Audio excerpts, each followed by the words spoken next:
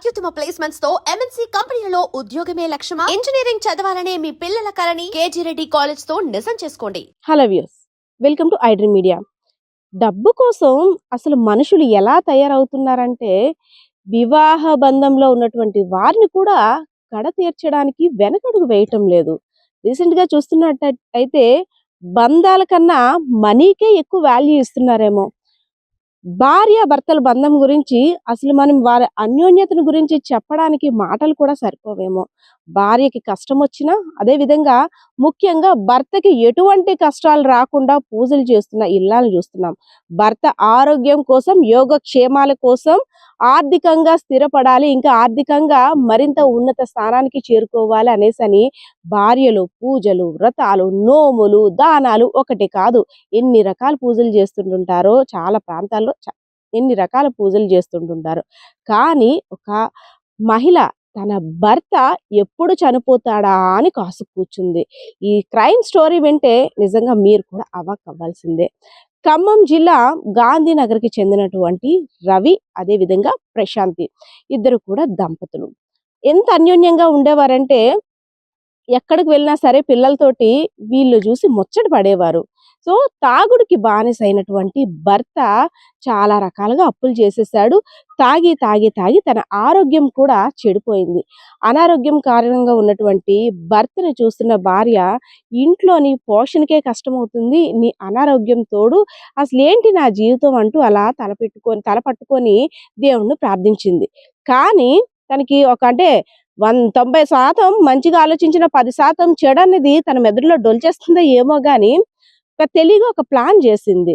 ఈ ఈఎంఐ ద్వారా నువ్వు కార్ డ్రైవర్వి, ఆటో నడుపుకుంటావు, ఈ ఈఎంఐ మీదే ఆధారపడుతున్నాం, ఈఎంఐ కట్టడం, అదే విధంగా వచ్చిన కార్ డ్రైవింగ్ చేయగా వచ్చిన డబ్బులతోనే ఇల్లు కూడా గడవాలంటే చాలా కష్టంగా ఉంది, ఇన్సూరెన్స్ కట్టుకుందాం, నువ్వు ఏదైనా అయితే నాకు నా పిల్లలకి భరోసా ఉంటుంది కదా అనేసి అని తెలిసిన వ్యక్తి శ్రీనివాస్ అనే వ్యక్తి దగ్గర, అంటే ఎవరైతే ఈ రవి ఉన్నారో అతనికి బామర్ది వరుస అవుతాడు, శ్రీనివాస్ దగ్గర ఇన్సూరెన్స్ కట్టించింది 66 లక్షల రూపాయలకి.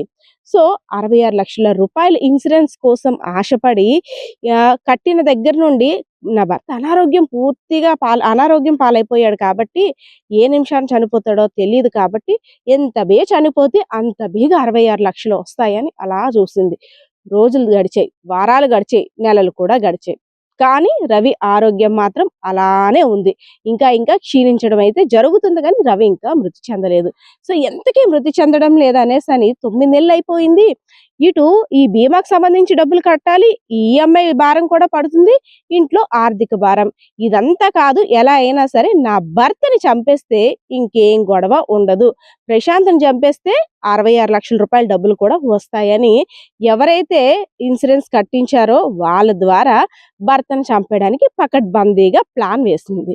సో ఆ ప్లాను అసలు అంటే దిమ్మ తిరిగి మైండ్ బ్లాక్ అయిపోయింది పోలీసులకు కూడా. ఆమె చెప్పిన వివరాలు చూస్తున్నట్టయితే, సో భర్త ఎప్పట్లాగానే అంటే తాను ట్రావెల్స్ నడుపుతూ అదే ట్రావెల్ కి అదే కార్ కి డ్రైవర్ గా కూడా రవి వెళ్తున్నాడు. తెలియకుండా వెనకాతల నుండి శ్రీనివాస్ అనే వ్యక్తి ద్వారా ఆ కార్ ని గుద్దించేసి, అంటే ముందుగానే ఏం చేసిందంటే 66 లక్షల రూపాయలు సగం వాటా మీకు ఇస్తాను, నా భర్తను లేపేయండి అంటూ ఏమి తెలియని నంగనాచిలా ఇంట్లో కూర్చొని వ్యవహారం అంతా కూడా నడుపుతుంది. సో ఖమ్మం నగరంలో రూరల్ ప్రాంతంలో ఎంవి పాలెంకి సంబంధించి అక్కడ రవి ముందులే వెళ్తుంటే వెనకాతల నుండి ఆ శ్రీనివాస్ అనే వ్యక్తి గట్టిగా కారును ఢీకొనడంతో అక్కడికక్కడే మరణించాడు. సో ఇదంతా తతంగం ఎవరు చూడకుండా ఇంకొక ఇద్దరిని కూడా ఆ చుట్టుపక్కల పెట్టాడు. అంటే ఇది యాక్సిడెంట్ గా చిత్రీకరించేందుకు ఒక ప్లాన్ అన్నమాట. వెంటనే యాక్సిడెంట్ చేసి రవి చనిపోయిన తర్వాత ఆ కారు తీసుకెళ్లి తనకు తెలిసిన బంధువుల ఇంటి దగ్గర చిన్న యాక్సిడెంట్ అయింది, అర్జెంట్ గా వెళ్ళాలంటూ కారును ఒక దగ్గర దాచేశాడు. సో ఏమీ తెలియనట్టు రోడ్డు మీద గుర్తు తెలియని వాహనం ఢీకొని నా భర్త చనిపోయాడంటూ అక్కడ అందరినీ కూడా నమ్మించేసింది. కానీ ముందు నుండి కూడా ఈ ప్రశాంతి యొక్క వ్యవహార శైలిపై నమ్మకం లేక తన మీద అనుమానం ఉన్నటువంటి కుటుంబ సభ్యులు పోలీసులకి ఫిర్యాదు చేశారు. మా అబ్బాయి యాక్సిడెంట్ కారణంగా చనిపోయాడంటే మాకు నమ్మశక్యం లేదు, సో దీనికి సంబంధించిన డీటెయిల్స్ కూడా మాకు కావాలని కంప్లైంట్ ఇచ్చారు. సో పోలీసులు రంగంలోకి దిగిన తర్వాత అసలు విషయం అంతా కూడా బయటపడింది. అంటే 66 లక్షల రూపాయల కోసం తాలి బంధాన్ని తెంపుకోవడానికి రెడీ అయిపోయింది. జీవితాంతం కడ దాకా తోడుండాల్సిన భర్తని చంపేస్తే డబ్బులు తీసుకొని నేను నా కుటుంబాన్ని చూసుకోవచ్చు, ఎంజాయ్ చేయొచ్చు అనే విధంగా ఆ ఇల్లాలు చేసిన పనికి ప్రతి ఒక్కరు కూడా ఆశ్చర్యానికి గురవుతున్నారు. అసలు ఈ స్టోరీ విన్న తర్వాత పోలీసులు కూడా షాక్ అయ్యారు.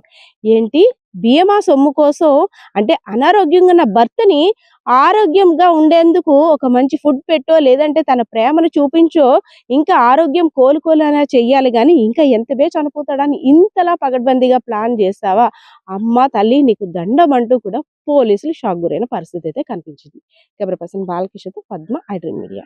And for more videos, Please subscribe to iDream. Please subscribe to iDream. Please subscribe iDream. And please subscribe to iDream. For more videos, subscribe to iDream. please like, share, and subscribe to the channel. Congratulations, iDream. Subscribe to iDream. Subscribe to iDream. So subscribe to iDream Media.